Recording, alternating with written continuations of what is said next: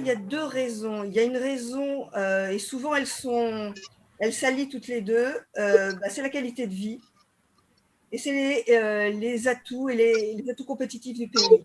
Et souvent, les personnes soit viennent découvrir le pays par la qualité de vie et après viennent monter leur business ou viennent directement parce qu'ils savent qu'il y a des atouts. La qualité de vie, eh bien, sachez d'ailleurs que le Portugal a été élu la première destination au monde pour les expatriés, là en 2019, en 2020 je crois. Et bon, 300 jours de soleil par an, vous êtes à 2 heures de la France. Ce qui veut dire 2 heures de la France, c'est 2 heures de votre famille, 2 heures de vos clients, 2 heures de vos fournisseurs, 2 heures de vos donneurs d'ordre. Vous n'êtes même pas une journée de camion quand vous faites fabriquer au Portugal, donc c'est très intéressant. C'est un pays sûr, troisième pays le plus sûr au monde. Et ça, pour les Français, ça parle vraiment. Derrière la Nouvelle-Zélande et l'Islande. Donc, vous voyez, c'est vraiment très intéressant. Il n'y a pas de terrorisme, il n'y a pas d'insécurité flagrante au Portugal. On est tranquille. On mange bien, il y a des belles choses à voir. Donc, c'est vraiment une qualité de vie qui est privilégiée pour les gens qui viennent s'installer. Et quand en plus, vous avez une compétitivité économique très importante puisque vous êtes au sein de l'Union européenne, c'est-à-dire que vous êtes dans le marché européen, 500 millions de consommateurs. Vous êtes la porte d'entrée, ça c'est très intéressant, et les gens ne l'imaginent pas souvent.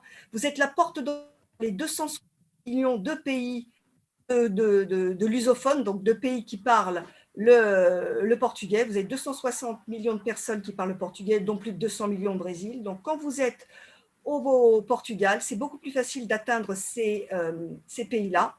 Ce sont des pays frères. Donc, ça peut être une stratégie. Rentrer par le Portugal, petit pays, 10 millions et demi d'habitants, et ensuite se lancer au travers du Portugal sur les autres pays lusophones.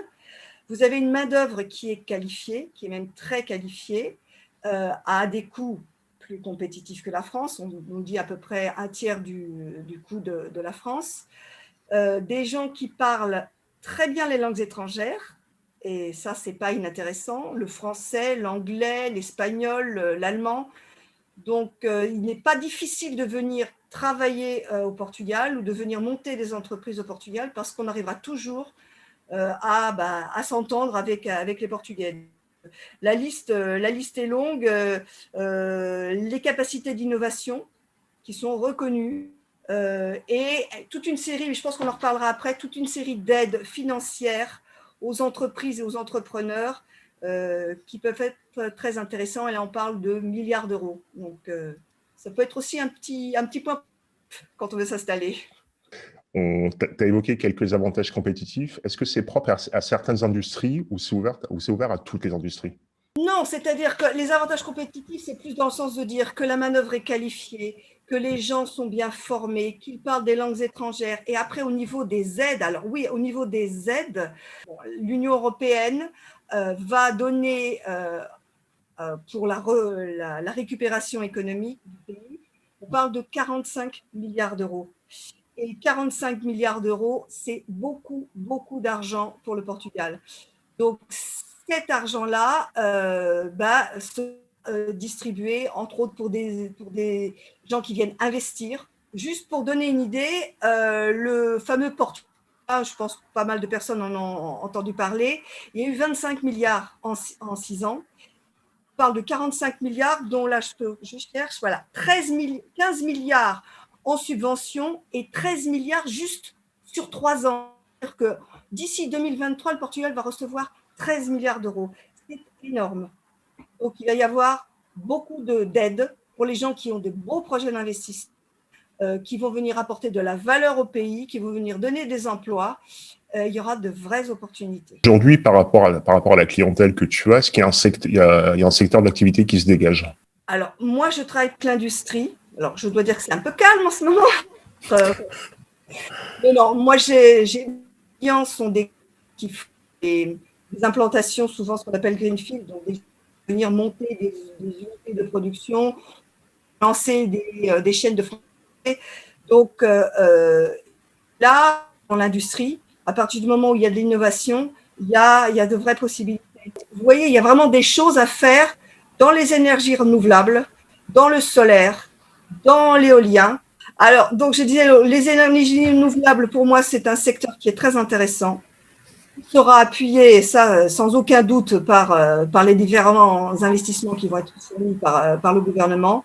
Vous avez bien sûr, et ça c'est le fruit, mais on en parlera peut-être après, de tout ce qui s'est passé, des gens qui font fabriquer très loin et qui se disent que ça serait très bien de venir fabriquer beaucoup plus près.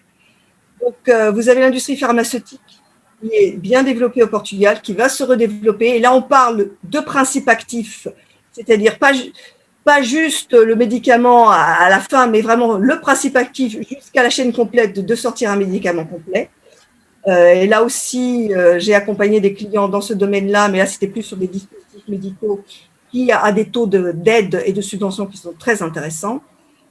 Au niveau des technologies de l'information, des technologies de la communication, le Portugal est très bien fourni. Vous avez certainement dû entendre parler du Web Summit.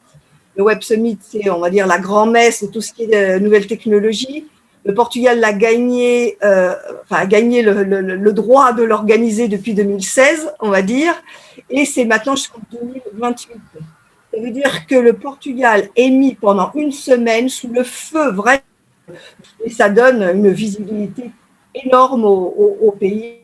Et vous avez des gens très, très compétents dans ce domaine-là. Est-ce que le Portugal va jouer un rôle majeur au sein de l'UE? Oui, je pense que le Portugal va être un acteur intéressant et à considérer dans tous les cas pour la relocalisation de l'industrie dans l'Union européenne.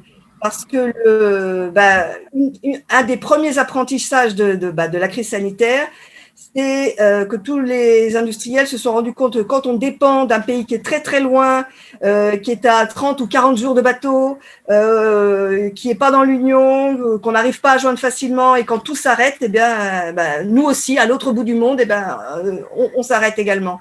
Donc je pense qu'il y a un mouvement de relocalisation, ça c'est clair, de la production vers l'Europe. Je ne dirais pas que le Portugal va fédérer, mais en tout cas le Portugal est un point intéressant parce que je pense qu'il est très difficile de sortir, vous ne partez pas de la Chine directement en France. Je pense que le grand écart, même au niveau économique, est trop important pour partir directement peut-être certains acteurs le feront, mais moi j'ai senti des gens depuis plusieurs mois qui me contactent en me posant des questions sur le textile, en me posant des questions sur la mode, sur les pièces mécaniques. Je sens que les gens s'intéressent à relocaliser en Europe, et relocaliser au Portugal est une option qui est vraiment intéressante. Je ne sais pas s'ils fédéreront autour d'eux, parce que c'est vrai que chaque pays peut être récupéré, mais il y a vraiment le Portugal, avec la main-d'œuvre, avec les prix compétitifs, avec leur savoir-faire, a très certainement une belle carte à jouer. La clientèle française, est-ce qu'il y a, il y a eu un accroissement ces dernières années qui a été ralenti par 2020 ou 2020 était relativement stable, et est-ce que 2021 va être entre guillemets soit catastrophique ou une année zéro? Alors il y a les gros projets et les petits projets. Je sais qu'au niveau du pays, alors je ne parle pas des projets que je peux accompagner, au niveau du pays, il y a eu un ralentissement. Là, je parle d'investissement direct étranger au Portugal, qui a quand même été intéressant, mais ça a un petit peu baissé en 2020, bien que la France ait plus investi en 2020 qu'en 2019. Et globalement, au Portugal, il y a eu une baisse sur 2020, ce qui est assez logique. On parle les Français, les grosses entreprises françaises sont présents partout au Portugal. Ils sont très forts les Français sont très forts au niveau des centres de compétences et des centres de services. Et ça, c'est un vrai savoir-faire.